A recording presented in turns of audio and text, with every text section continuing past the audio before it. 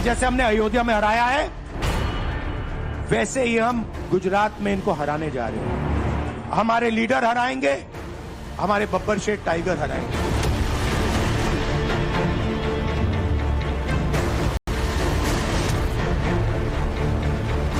आजकल बच्चे का मन बहलाने का काम चल रहा है।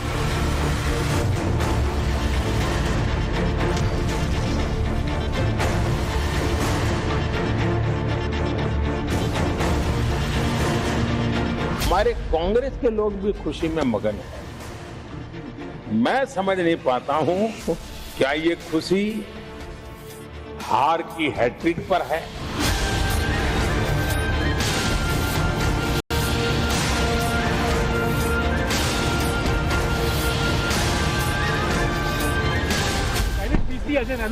अच्छी लगी बात आपको? अच्छी लगी? और आप अच्छी नहीं लगी? हमारा तो सर फैक्ट से बात है। आपने जो फैक्ट रखे, सरकार की तरफ से कई मिनिस्टर काउंटर कर रहे थे। Thank you.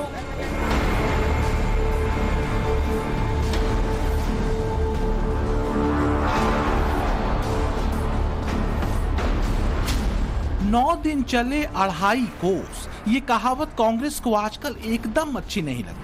बीजेपी को 272 के नीचे समेट देने का खुमार उतरा तो कांग्रेस को पता चला कि हाय माया मिली न राम। 2024 4 जून नरेंद्र मोदी हिंदुस्तान के प्रधानमंत्री नहीं रहेंगे। आप लिख के ले लो। लेकिन 4 जून भी आया और फिर 9 जून भी, और तीसरी बार प्रधानमंत्री पद की शपथ नरेंद्र मोदी ने ली। मैं नरेंद्र दामोदर दास ईश्वर की शपथ लेता हूं कि मैं विधि द्वारा स्थापित भारत के संविधान के प्रति सच्ची श्रद्धा और निष्ठा रखूंगा। और ऐसा करके पीएम मोदी नेता प्रतिपक्ष के नाना जवाहरलाल नेहरू की कतार में शामिल हो गए। और कांग्रेस 9 दिन चलकर भी 2.5 कोस ही नाप सकी। यानी राहुल गांधी की भारत जोड़ो यात्रा और न्याय यात्रा का हासिल ये हुआ कि कांग्रेस 99 के आंकड़ों तक ही पहुंच सकी। कांग्रेस 250 के आंकड़े को छू नहीं पाई है।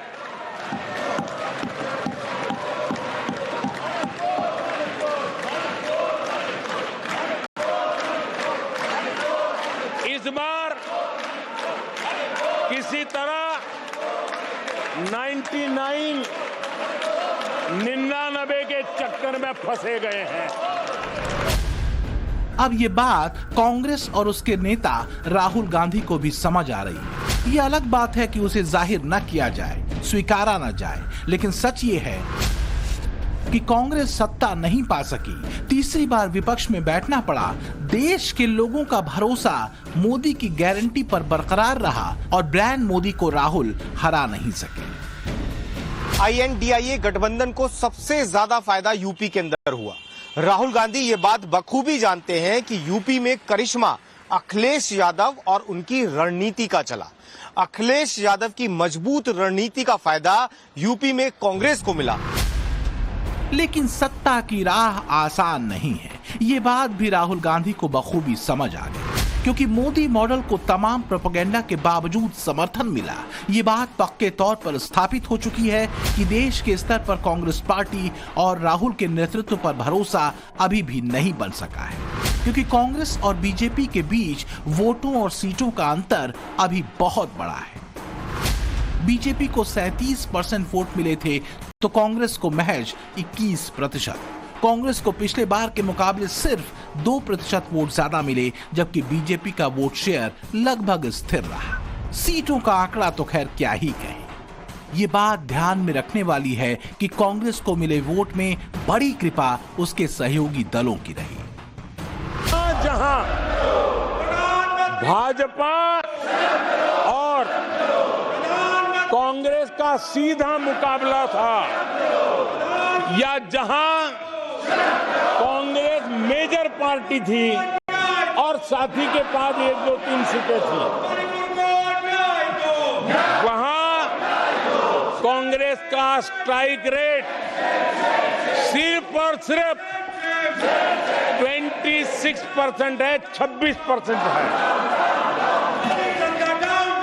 लेकिन जहां किसी का पल्लू पकड़ करके चलते थे, जहां वो जूनियर पार्टनर थे, किसी दल ने उनको कुछ दे दिया मौका, ऐसे राज्यों में कांग्रेस जहां जूनियर पार्टनर थी, उनका स्ट्राइक रेट 50% है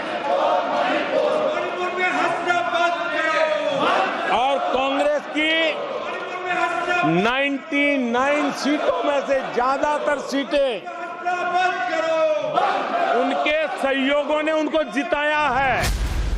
बीजेपी तो यहां तक कहती है कि राहुल गांधी अगर नेता प्रतिपक्ष बने तो इसमें बड़ी कृपा कांग्रेस की सहयोगी पार्टियों की रही। राहुल के चेहरे पर जनता को भरोसा अब भी नहीं। दावे अपनी जगह, लेकिन जो तथ्य हैं वो भी क्या इशारा करते हैं, इसे समझने की जरूरत है। दक्षिण से लेकर उत्तर तक बीजेपी के मुकाबले कांग्रेस का वोट शेयर कम रहा और कहीं कहीं तो कांग्रेस के वोट शेयर की स्थिति उसके राष्ट्रीय पार्टी होने पर ही सवाल उठाती दिखी, जैसे आंध्र प्रदेश, यूपी, पश्चिम बंगाल, दिल्ली और झारखंड। दिल्ली झारखंड की मौजूदा सरकारें तो इंडी गठबंधन का हिस्सा भी हैं, तब भी ये गति कांग्रेस की हुई। बावजूद इसके कांग्रेस दुंदुभी बजाती है कि राहुल गांधी देश के जननेता के तौर पर स्थापित हो चुके हैं। सोशल मीडिया पर जननायक कहते राहुल गांधी के पोस्टर खूब चले और चल रहे हैं। प्रवाह थामते नहीं थम रहा। कांग्रेसियों के ट्वीट्स और पोस्टर्स पर पब्लिक की विपरीत टिप्पणियों के बावजूद और उत्साह से भरे राहुल गुजरात में बीजेपी को करारी शिकस्त करने का दावा 3 साल पहले ही कर देते हैं। गुजरात के चुनाव में मैं आपको बता रहा हूं, हम सब मिलकर इनको गुजरात में हराने जा रहे हैं। जो हमने कहा, और लिख के ले लो, कांग्रेस पार्टी की जो आत्मा है वो गुजरात के चुनाव में लड़ेगी और नरेंद्र मोदी और बीजेपी को गुजरात में जैसे हमने अयोध्या में हराया है, वैसे ही हम गुजरात में इनको हराने जा रहे हैं। जिस गुजरात में राहुल गांधी बीजेपी को हरा देने का दावा लिख कर दे रहे हैं, वहां का हाल क्या है इसे भी देखिए। 24 के चुनाव में गुजरात में बीजेपी को करीब 62% वोट मिले हैं, जबकि कांग्रेस को इससे भी आधा वोट मिले थे, 31% से कुछ ज्यादा। अगर 2019 में कांग्रेस को मिले वोट से इसकी तुलना करें तो उसे 1.36% वोट कम मिले। इसी तरह गुजरात विधानसभा चुनाव में बीजेपी को 52.5% वोट मिले थे, जबकि यहां भी कांग्रेस को बीजेपी के मुकाबले करीब आधा वोट मिले थे, 27%। राहुल गांधी के लिए सबसे बड़ी चुनौती ये है कि उनकी पार्टी से पिछलग्गू पार्टी होने का टैग हटाना, और ये काम आसान नहीं है क्योंकि यूपी और बिहार जैसे राज्यों में कांग्रेस पार्टी कुछ खास कमाल करती हुई दिखाई नहीं दे रही है। राहुल गांधी इस बात को बखूबी समझते हैं कि उनकी पार्टी का अस्तित्व बिना गठबंधन के अभी भी कमजोर है। लेकिन राहुल गांधी की कमजोरी ये गठबंधन भी है। राहुल ये बात जानते हैं कि कांग्रेस उत्तर प्रदेश में अखिलेश की अनुकंपा पर ही टिकी है, और राहुल ये बात भी बखूबी समझते हैं कि कांग्रेस तब तक बार्गेन करने की स्थिति में नहीं होगी जब तक दूसरे राज्यों में कांग्रेस की स्थिति मजबूत नहीं होगी। यूपी और बिहार में कांग्रेस की मौजूदा स्थिति को उसे मिले वोट प्रतिशत से भी समझ सकते हैं। बिहार में बीजेपी को जहां 20% से ज्यादा वोट मिले तो वहीं कांग्रेस को महज 9% वोट ही हासिल हुए। ऐसा ही हाल यूपी में भी रहा। बीजेपी को मिले 41.37% वोट के मुकाबले कांग्रेस को सिर्फ 9.4% वोट मिले। यूपी में समाजवादी पार्टी के अनुकंपा पर टिकी कांग्रेस का हाल इससे भी समझ सकते हैं कि यूपी में समाजवादी पार्टी और कांग्रेस का गठबंधन अखिलेश की शर्तों पर हुआ, न कि राहुल की शर्तों पर। अखिलेश ने तब तक राहुल के साथ मंच साझा नहीं किया था या उनकी यात्रा में शामिल नहीं हुए थे जब तक कांग्रेस ने समाजवादी पार्टी की तरफ से ऑफर की गई 17 सीटों पर सहमति नहीं दी थी। अभी बातचीत चल रही है कई दौर में बातचीत हो चुकी है। कई सूचियां उधर से आई, सूची इधर से भी गई। जिस समय सीटों का बंटवारा हो जाएगा, समाजवादी पार्टी उनके न्याय यात्रा में शामिल हो जाएगी। मजबूर ये हालात इधर भी हैं उधर भी। राहुल गांधी की दिक्कत ये है कि यूपी में अखिलेश, बिहार में तेजस्वी या फिर महाराष्ट्र में उद्धव के सामने उनकी एक नहीं चलने वाली। शर्तें उधर से ही बनेंगी और राहुल को उन शर्तों को मानना भी पड़ेगा। महाराष्ट्र में भी शरद पवार और उद्धव के जगह देने की वजह से ही कांग्रेस वहां खड़ी हुई है। तो फिर जननायक राहुल गांधी का करिश्मा कहां है? यूपी हो, बिहार हो, बंगाल हो या फिर हो महाराष्ट्र, कांग्रेस पार्टी को यह पता है कि यदि उसको यहां पर अपनी पॉलिटिकल जमीन बचाकर रखनी है तो उसको अखिलेश यादव, तेजस्वी, ममता बनर्जी, उद्धव और शरद पवार की शर्तों की लाइन पर ही आगे बढ़ना पड़ेगा। उसे यह बात भी पता है कि प्रधानमंत्री मोदी को 1/3 का पीएम कहने वाली कांग्रेस पार्टी जानती है कि ये जो इंडी गठबंधन की पॉलिटिकल पार्टीज हैं, उनका जो कोर वोटर है, उसी कोर वोटर पर कांग्रेस पार्टी की नजर है, वो घात लगाए बैठी हुई है। तो क्या इंडी गठबंधन की ये जो तमाम पार्टियां हैं, ये अपने कोर वोटर का जो स्टेक है, क्या वो कांग्रेस की तरफ ट्रांसफर करेंगे? बड़ा सवाल। इस सवाल का जवाब दिल्ली के नतीजे देते हैं। कांग्रेस के हार का मूल्यांकन करते हुए जो बातें सामने आई हैं, वो एक लाइन में ये बताती हैं कि आम आदमी पार्टी ने अपनी शर्तों और रणनीति को ज्यादा तवज्जो दी।